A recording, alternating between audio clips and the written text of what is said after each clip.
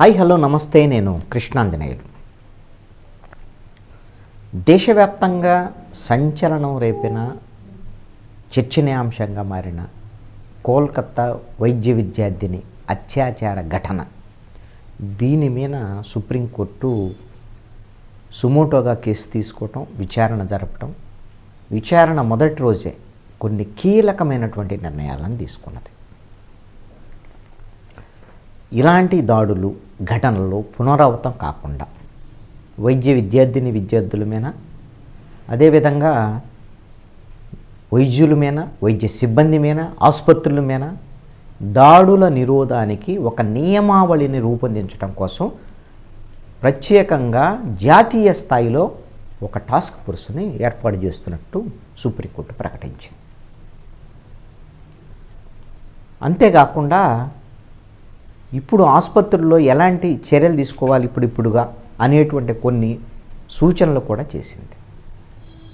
దీంతో పాటుగా అసలు వైద్య విద్యార్థిని అత్యాచార ఘటనలో ఎఫ్ఐఆర్ నమోదుకు సంబంధించినటువంటి విషయంలో ఎందుకు జాప్యం జరిగింది అని సుప్రీంకోర్టు తప్పుపట్టింది.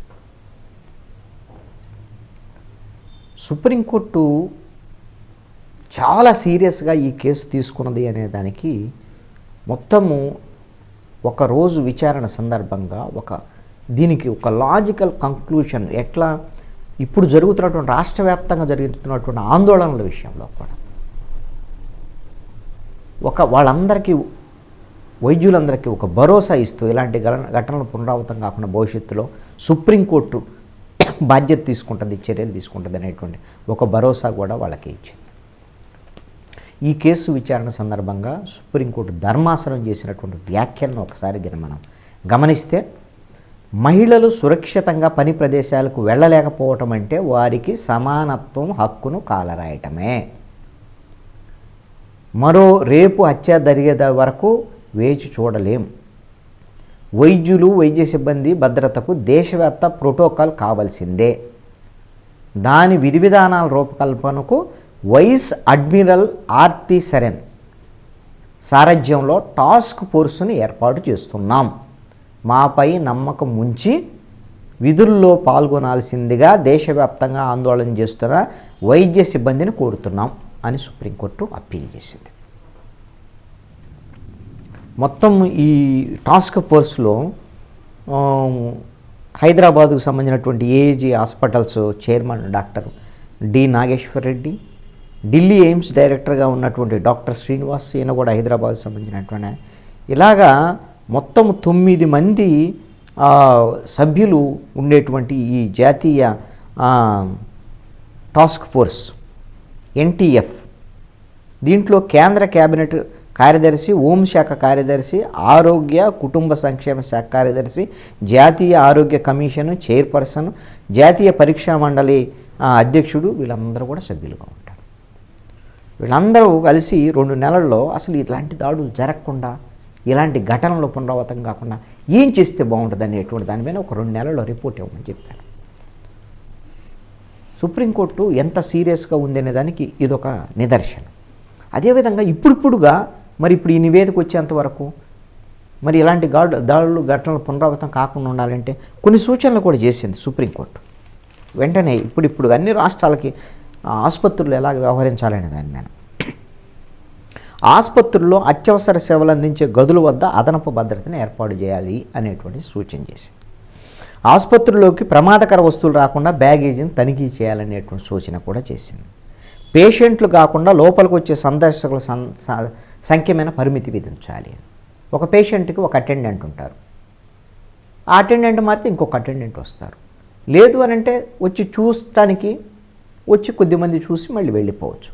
ఒక పేషెంట్ దగ్గరికి 20 మంది 30 మంది వచ్చారనుకో, సపోజ్ పేషెంట్కి ఏదో అనుకోనేది అక్కడ అనిపించింది అనుకో, వాళ్ళు భావించారు, వాళ్ళు ఎమోషనల్గా రియాక్ట్ అయ్యేదానికి అవకాశం కూడా ఉండొచ్చు. ఇది ఒక సమస్య. రెండోది, ఇంతమంది రావటం అనేది మెడికల్ దీంట్లో యాంగిల్లో కూడా ఇన్ఫెక్షన్స్కి దారితీయచ్చు.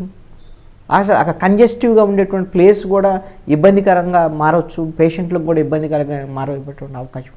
కాబట్టి ఈ విషయంలో చర్యలు తీసుకోవాలి, నియంత్రించాలి పేషెంట్ల సందర్శకుల సంఖ్యనని. రద్దీని తగ్గించడానికి సంబంధించిన భద్రతా సిబ్బందిని ఏర్పాటు చేసుకోవాలి. వైద్యులు నర్సులకి విశ్రాంతి గదుల వసతిని కల్పించాలి.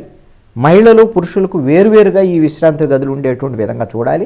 వాటికి బయోమెట్రిక్ ముఖ గుర్తింపుకు సంబంధించినటువంటి వాటిని కూడా ఆ పరికరాలను అమర్చాలి. ఆసుపత్రి ప్రాంగణంలోని అన్ని ప్రాంతాల్లో సరిపడా వెలుతురు ఉండాలి. సీసీ కెమెరాలు ఏర్పాటు చేయాలి.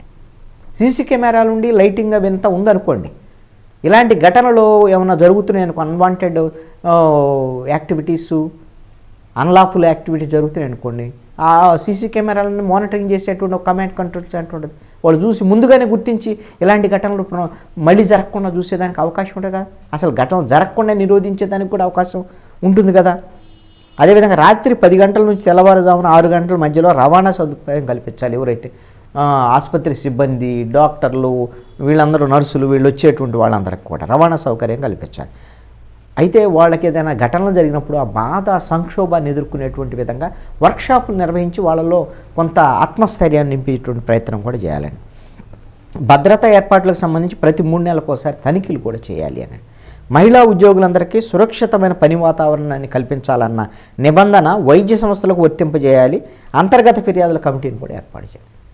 గతంలో సుప్రీంకోర్టు ఇచ్చినటువంటి ఆదేశాల ప్రకారంగా మహిళలు పనిచేసే చోట్ల, అది ప్రభుత్వ సంస్థలు కానివ్వండి, ప్రైవేట్ సంస్థలు కానీ, ఎక్కడ పనిచేసినా సరే వాళ్ళకి రక్షణ భద్రత కల్పించేటువంటి ఒకటి. వాళ్ళకి ఏదైనా వేధింపులకు గురైతే, వాళ్ళు లైంగిక వేధింపులు కానీ ఇతర వేధింపులకు గురైతే ఫిర్యాదులు చేసేదానికి అంతర్గతంగా ఒక విభాగాన్ని ఏర్పాటు చేయాలి ఆ కార్యాలయంలో. అది మిగతా అన్నిటికీ ఎలాగ ఉంటుందో ఆసుపత్రుల్లో కూడా ఏర్పాటు చేయాలి అనేటువంటి విధంగా. వైద్య నిపుణులకు అత్యవసర పరిస్థితుల కోసం హెల్ప్ లైన్ నెంబర్లను కూడా అందుబాటులో ఉంచాలి అనేటువంటి విధంగా కూడా స్పష్టమైనటువంటి ఈ సూచనలు చేసింది సుప్రీంకోర్టు. అదేవిధంగా ఈ కేసు విషయంలో ఎఫ్ఐఆర్ నమోదుకి ఎందుకు జాప్యం జరిగింది అనేటువంటి విషయాన్ని సుప్రీంకోర్టు తప్పుపట్టింది. ఘటన జరిగిన తర్వాత మరుసటి రోజు మధ్యాహ్నం 1:45 నుంచి 3 గంటల మధ్యలో బాడీ పోస్టుమార్టం జరిగింది. పోస్టుమార్టం అయిపోయిన తర్వాత మృతదేహాన్ని ఖననం చేయడానికి ఇచ్చారు. ఇచ్చిన తర్వాత మృతదేహం ఖననం అయిపోయిన తర్వాత 3 గంటల తర్వాత ఎఫ్ఐఆర్ కట్టారు.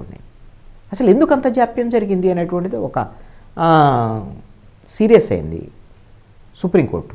దీంతో పాటుగా వైద్య కళాశాల ప్రిన్సిపల్ ఈ ఘటనని ఆత్మహత్యగా చిత్రీకరించేటువంటి ప్రయత్నం కూడా చేశారు. ఇది నిర్లక్ష్యమా లేక నేరపూరిత నిర్లక్ష్యం అనేటువంటి దాని మీద కూడా సీరియస్. అలాంటి ప్రిన్సిపల్ మీద చర్యలు తీసుకోకుండా ఇంకొక కాలేజీకి ట్రాన్స్ఫర్ చేయటం ఏంటి అనేటువంటి విషయాన్ని కూడా తప్పుపట్టారు. అసలు ఎఫ్ఐఆర్ నమోదు విషయంలో ఎందుకు జాప్యం జరగాలి? 0 ఎఫ్ఐఆర్ అనేటువంటిది 2012లో ఢిల్లీలో నిర్భయ ఘటన జరిగినప్పుడు 0 ఎఫ్ఐఆర్కి సంబంధించినటువంటి అంశం చర్చకొచ్చింది. అసలు ఎక్కడ ఏ పోలీస్ స్టేషన్ పరిధిలోనే ఎక్కడైనా సరే ముందు ఎఫ్ఐఆర్ కట్టాలి. వెంటనే కట్టిన తర్వాత వాళ్ళకి కావాల్సినటువంటి విచారణ ప్రారంభించి అన్ని అక్కడ ఉండేటువంటి మొత్తం ఎవిడెన్సెస్ ఇవన్నీ ప్రిజర్వ్ చేసిన తర్వాత ఒకవేళ అవసరం కూడా ఇంకొక పోలీస్ స్టేషన్కి పంపొచ్చు అని, అది 0 ఎఫ్ఐఆర్ కాన్సెప్ట్ అప్పుడు వచ్చింది. ఎఫ్ఐఆర్ నమోదు చేయటం అనేటువంటిది ఖచ్చితంగా సిఆర్పిసిలో ప్రతి నేరం జరిగినప్పుడు ఎఫ్ఐఆర్ నమోదు చేయాలి. First information. ఎందుకు ఈ ఘటనల విషయంలో ఎఫ్ఐఆర్ నమోదులో ఆలస్యం జరిగింది? దీని వెనక నిర్లక్ష్యం ఏంటి, నేరపూరిత నిర్లక్ష్యం ఉందా అనేటువంటి విషయంలో కూడా సుప్రీంకోర్టు చాలా సీరియస్గా రెస్పాండ్ అయినటువంటి పరిస్థితి. టాస్క్ ఫోర్స్ ఏర్పాటు చేసిన నేపథ్యంలో మరి దేశవ్యాప్తంగా వైద్యులు, వైద్య విద్యార్థులు అందరూ కూడా నిరసనలు, ధర్నాలు ఇవన్నీ కూడా చేస్తున్నారు. కాబట్టి మరి సుప్రీంకోర్టు అప్పీల్ చేసింది, మేము టాస్క్ ఫోర్స్ ఏర్పాటు చేసాం, ఎలాంటి ఘటనలు పునరావృతం కాకుండా చూస్తాం, మమ్మల్ని నమ్మండి, మా మీద భరోసా ఉంచండి. ఇదేమి పొలిటికల్ పార్టీనో ప్రభుత్వాలు ఇచ్చే హామీగా సుప్రీంకోర్టు ఇచ్చిన హామీ. కాబట్టి వీళ్ళందరూ నిరసనలు ఇవన్నీ కూడా వాళ్ళు అడుగుతుంది ఒకటే, సుప్రీంకోర్టు చెప్తుంది, వైద్యులందరూ కూడా మీరు వైద్య సేవలకి వెళ్ళిపోండి, నిరసనలు ఆపండి అనేటువంటి దాని మీద. ఒకవేళ వైద్యులు వాళ్ళని వైద్య సేవలు అందిస్తూ నల్ల బ్యాడ్జీలు పెట్టుకుని నిరసన తెలియజేయచ్చు, అలాంటి రూపాల్లో చేయొచ్చు తప్ప వైద్య సేవలు ఆపొద్దు అనేది సుప్రీంకోర్టు చెప్పినటువంటి మాట. సుప్రీంకోర్టు జోక్యం నేపథ్యంలో మరి వైద్యులు ఈ సమ్మెలను విరమిస్తారేమో చూడాలి.